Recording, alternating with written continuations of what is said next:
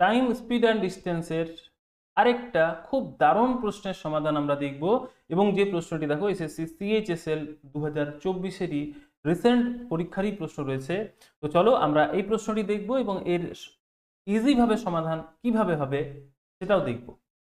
দেখো বলেছে T1 ও T2 station দুটির মধ্যে দূরত্ব 300 কিমি। এ গাড়ি T1 স্টেশন থেকে সকাল 8টায় T2 এর উদ্দেশ্যে 45 কিমি প্রতি ঘন্টা গতিবেগে যাত্রা শুরু করে। সকাল 10টার সময় অপর একটি গাড়ি T2 স্টেশন থেকে T1 এর উদ্দেশ্যে 60 কিমি প্রতি ঘন্টা বেগে যাত্রা শুরু করে। কোশ্চেন কি জিজ্ঞাসা করেছে? কখন তারা পরস্পর মিলিত হবে? কখন মানে টাইম জানতে চাইছে। তাহলে ভাবো তোমার মাথায় প্রথমেই কি আসবে? টাইম সমান ডিস্টেন্স আপন স্পিড। আসবে কিনা বলো? টাইম সমান ডিস্টেন্স আপন স্পিড। ডিস্টেন্স কত, স্পিড কত, ওইগুলো মানে জানতে পারলেই বা জেনে নিতে পারলেই আমার উত্তর চলে আসবে। তাহলে খেয়াল রাখবে এই কোয়েশ্চেনটি তোমার এই জন্য দারুণ, রিলেটিভ স্পিডের ব্যবহার হবে, অর্থাৎ আপেক্ষিক গতিবেগের ব্যবহার আছে। কারণ বুঝতেই পারছো একটা স্টেশন T1 আছে, আরেকটা স্টেশন T2 আছে। T1 আর T2 এর মধ্যে দূরত্ব তোমাকে বলে দিয়েছে 300 কিলোমিটার। এবার একজন T1 থেকে T2 এর উদ্দেশ্যে, অন্যজন T2 থেকে T1 এর উদ্দেশ্যে রওনা হচ্ছেন। অর্থাৎ পরস্পর বিপরীতমুখী যখন দুটো অবজেক্ট বা দুটো ভেহিকেল যাত্রা করে মানে জার্নি করে, তখন আমরা বলি আপেক্ষিক গতিবেগ। আপেক্ষিক গতিবেগ দুরকম হয়, একটা একই দিকে যেতে পারে, অথবা এই যে সিচুয়েশন বিপরীত দিকে যেতে পারে। তাহলে আমরা জানি যদি বিপরীত দিকে দুজন ব্যক্তি জার্নি করেন বা যাত্রা করেন, তাহলে তাদের আপেক্ষিক গতিবেগ আমাকে নিতে হবে দুটো গতিবেগের সমষ্টি, যোগফল। অর্থাৎ এইখানে যে স্পিড ইউজ হবে, যে ডিস্টেন্স আপন স্পিড দেখো এই ক্ষেত্রে লিখে রেখেছি, এই ক্ষেত্রে স্পিড কিন্তু নর্মাল স্পিড নয়, রিলেটিভ স্পিড নিতে হবে। অর্থাৎ এই ক্ষেত্রে মুখোমুখি আসছেন দুজন, তাহলে একজনের গতিবেগ দেখো 45 দেওয়া রয়েছে কিলোমিটার পার আওয়ার এবং অন্যজনের 60 কিলোমিটার পার আওয়ার। ঠিক, তাহলে যেহেতু পরস্পর বিপরীতমুখী আসছেন বা মুখোমুখি আসছেন, যাই বলো বিপরীত দিকে আসছে মানে মুখোমুখি আসছেন, তার মানে এদের যোগ হবে। তাহলে 105 কিলোমিটার পার আওয়ার গতিবেগ কাজে লাগবে। আমি আবার বলছি, দেখো কর্নারে লিখে রেখেছি যে ডিস্টেন্স আপন স্পিড মানে রিলেটিভ স্পিড। তো রিলেটিভ স্পিড কত কাজে লাগবে? এই যে 105 কিলোমিটার পার আওয়ার। ঠিক আছে, কেন না যেহেতু এই ক্ষেত্রে দুজন ব্যক্তি একে অপরের দিকে আসছেন, দুজন ব্যক্তি মুভিং কন্ডিশনে রয়েছেন, সেই জন্য। ঠিক আছে, ঠিক। এইবার যেটা আমাদের আরো জানার প্রয়োজন রয়েছে, যে দুজন ব্যক্তি কি একই সময়ে জার্নি শুরু করেছেন? যদি একই সময়ে জার্নি শুরু করেন, তাহলে দুজনের রিলেটিভ স্পিড প্রথম থেকেই শুরু হয়ে যাবে। আর যদি আলাদা আলাদা সময়ে জার্নি শুরু হয়, তাহলে আমরা জানি যে পরে শুরু করেছে জার্নি, পরে, তো তাকে এখন নিতে হবে না কাউন্টিং এ। অর্থাৎ প্রথম ব্যক্তি যিনি জার্নি শুরু করে দিয়েছেন আগে, তাকে সেই সময় পর্যন্ত চলাও। কতক্ষণ? যতক্ষণ না এই সেকেন্ড পারসন জার্নি শুরু করছেন ততক্ষণ। এই ক্ষেত্রে দেখো একজন শুরু করেছেন, এই গাড়ি T1 স্টেশন থেকে সকাল 8টায় শুরু করেছেন, 8 AM, এবং সকাল 10টার সময় অপর একটি গাড়ি T2 আছে, T2 থেকে 10টা। বুঝতে পেরেছো? এই কথাটি বোঝাচ্ছিলাম। একটা গাড়ি 8টার থেকে আরেকটা গাড়ি 10টা, অর্থাৎ দুজনের সময় প্রথম থেকে রিলেটিভ স্পিড কার্যকরী হবে না। তাহলে কি বোঝালাম? দ্বিতীয় গাড়িটি 10টায় শুরু করবে না, অর্থাৎ এখন যেটা 300 কিলোমিটারের ডিস্টেন্স রয়েছে, ডিস্টেন্স আমাকে তো নিতে হবে, ডিস্টেন্স আপন রিলেটিভ স্পিড। দেখো কর্নারে আমি লিখে রেখেছি, রিলেটিভ স্পিড তো 105 কিলোমিটার পার আওয়ার আমাকে ইউজ করতে হবে, সেটাও জানি, শুধু ডিস্টেন্সটা আমাকে বুঝতে হবে, সেই জন্যই এত কিছু।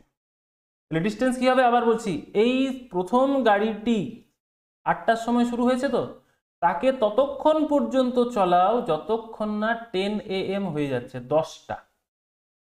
কেন না, 10টা এমন একটা সময় যে সময়ে দুজন মুখোমুখি আসা শুরু করবে, আর যখন দুজন মুখোমুখি আসা শুরু করে তখনই আমরা রিলেটিভ স্পিড ইউজ করি। ব্যাস এইটুকুই কনসেপ্ট বা ধারণা রয়েছে, আর কিচ্ছু নেই এই অঙ্কটিতে। হয়তো বোঝাচ্ছি বলে একটু টাইম লাগছে, কিন্তু যখন বুঝতে পেরে যাবে, আমি লাস্টেও সেটা বলবো, যখন বুঝতে পেরে যাবে তখন কত ইজিলি ছোট্ট জায়গাতে তোমার আনসার হয়ে যাবে। ঠিক আছে, তবে কনসেপ্ট বুঝতে হবে। আবার বলি, বুঝতে কিন্তু টাইম লাগে, সেই জন্য আমি ধীরে ধীরেই বোঝাচ্ছি যাতে তোমরা বুঝতে পারো। তাছাড়া আমি এক্ষুনি সলভ করে দিতে পারি উইদিন সেকেন্ডে, তোমরা তো বুঝতে পারবে না, লাভ হবে না। সেই জন্য বলি বুঝতে সময় লাগে, যখন তুমি বুঝতে পেরে যাবে তারপর কিন্তু সলভ করতে আর সময় লাগবে না যে কোনো জিনিসেরই। ঠিক আছে, তার মানে আমি আরেকবার ফিরে আসছি এই কনসেপ্টে, যে 8টা থেকে 10টা পর্যন্ত যদি প্রথম গাড়িটিকে চালাই, তার মানে প্রথম গাড়িটির গতিবেগ হচ্ছে 45 কিমি প্রতি ঘন্টা। তাহলে 2 ঘন্টা যদি চলাই, তার মানে 2 গুণ 45, অর্থাৎ 90 কিলোমিটার সে এগিয়ে এলো কিনা বলো। অর্থাৎ আমি এখানে বোঝাচ্ছি, দেখো যে 90 কিলোমিটার সে 10টা পর্যন্ত এইখানে চলে এলো। বুঝতে পেরেছো? অর্থাৎ বোঝাতে কি চাইছি আবার, যে যেটা 300 কিলোমিটারের ডিস্টেন্স ছিল ইনিশিয়ালি, প্রারম্ভিক, ভাবো এরকম আছে, একটা গাড়ি 2 ঘন্টা, 45 ডিস্টেন্সটা একটু কম করে দিল কিনা, তাহলে 300 থেকে 45-এর ডবল 90 বাদ দিয়ে দাও। অর্থাৎ যখন দুটো গাড়ি জার্নি শুরু করবে, যখন রিলেটিভ স্পিড শুরু হবে, সেই মুহূর্তে দুটো গাড়ির মধ্যে ডিস্টেন্স কত, 300 থেকে 90 বাদ দিয়ে দিলে 210 কিলোমিটার। ব্যাস এইটুকুই জানার আছে, এই দুটো তথ্য। একটা তথ্য কত কিলোমিটারের ডিস্টেন্সে রিলেটিভ স্পিড শুরু হচ্ছে, আর রিলেটিভ স্পিড কত। দেখো আমার আর কিছু প্রয়োজন নেই, হয়ে গেল। বুঝতে পেরেছো তো 210 কিভাবে এলো, 300 ইনিশিয়ালি ছিল, প্রথম গাড়িটি 2 ঘন্টা চলেছে 10টা পর্যন্ত, সেম টাইমে রিলেটিভ স্পিড কার্যকরী হবে, তাহলে 45-এর ডবল 90 কিলোমিটার সে এগিয়ে এলো। এগিয়ে আসা মানে ডিস্টেন্সটি কম করে দেওয়া। তাহলে আগে যেটা 300 কিলোমিটারের ডিস্টেন্স ছিল, এখন সেটা 210 কিলোমিটারেরই রইল। আশা করি বুঝতে পেরেছো। এইবারে ফাইনাল আনসার তোমার রেডি আছে। কি রেডি আছে, এই যে টাইম সমান ডিস্টেন্স আপন স্পিড, তো ডিস্টেন্স কত হবে, ওই যে 300 থেকে 45-এর ডবল 90 বাদ দিয়ে দাও, তাহলে 210 কিলোমিটার তোমাকে ট্রাভেল করতে হবে। স্পিড কত, রিলেটিভ স্পিড, একজন 60 অন্যজন 45, তাহলে 60 আর 45 যোগ করে দাও 105। তাহলে একে মানে 105-এর সাপেক্ষে 210 দ্বিগুণ হচ্ছে, অর্থাৎ ডিস্টেন্স আপন স্পিড কি চলে আসে, টাইম। অর্থাৎ বুঝতে পেরে গেলাম যে 2 ঘন্টাতেই তাদের দেখা হবে। কেন না, যেটা 210 কিলোমিটার জার্নি ছিল, সেটা 2 ঘন্টাতেই জিরো হয়ে গেল। কেটে গেল মানে কি, জিরো হয়ে যাওয়া। আর জিরো হয়ে যাওয়া মানে মিলিত হওয়া বা মিট করা, অর্থাৎ 2 ঘন্টা পর তাদের দেখা হবে। এইবারে বলেছে কখন, টাইম দেওয়া আছে, কখন, যখন থেকে রিলেটিভ স্পিড শুরু হয়েছে তারপর থেকে 2 ঘন্টা, অর্থাৎ সকাল 10টার সময় দুটো গাড়ি মুভিং করা শুরু করেছে, তার মানে 10টার থেকে 10 AM এর সাপেক্ষে তুমি 2 ঘন্টা নিয়ে নাও, অর্থাৎ 12 PM। অপশন সি ছিল আমাদের সঠিক উত্তর। বলো বুঝতে পারলে কিনা। আবার বলি, এটা বোঝানোর জন্য এত কিছু ডায়াগ্রাম করে আমি বোঝানোর চেষ্টা করলাম। এইবারে বলি, যদি পরীক্ষার হলে সমাধান করবে এই কোশ্চেনটি, তখন কি হবে। ঠিক আছে, দেখো কোশ্চেন পড়ো। T1 ও T2 স্টেশন দুটির মধ্যে দূরত্ব 300 কিলোমিটার। কোশ্চেন তো আমরা পড়ে নিয়েছি, একটা গাড়ি 8টা আর একটা গাড়ি 10টা। তাহলে 8টার সময় যে গাড়ি শুরু করছে জার্নি, সে 45 কিলোমিটার পার আওয়ার গতিবেগে যাচ্ছে, তার মানে ডিস্টেন্সটি কমবে কত, 45-এর ডবল 90। তাহলে 300 থেকে 90 ডাইরেক্ট বাদ দিয়ে দাও, তার মানে তোমার রিলেটিভ স্পিডে কার্যকরী হবে 210 কিলোমিটার। ঠিক আছে, আপন টাইম জানতে চাইছে, ডিস্টেন্স আপন স্পিড, এক্ষেত্রে স্পিড কি হবে, রিলেটিভ স্পিড।